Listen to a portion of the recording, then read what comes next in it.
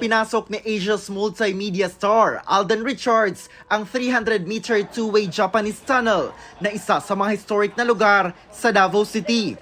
Nagsilbing headquarters ng mga mananakop na Hapon noong World War II ang tunnel na mano-mano umanong hinukay ng war prisoners.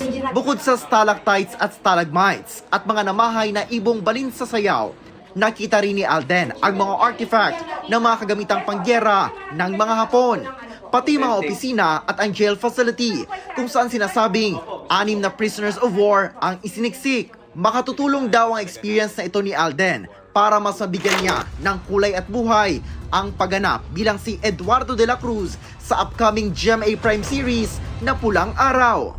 Na-enrich nito yung experience ko while doing my character, and also it enriched my knowledge and parang mga ideas ko about what really happened. Challenging daw para kay Alden ang kanyang role dahil sa dami ng war scenes at ang sinaunang pamamaraan ng pananalita sa wikang Filipino.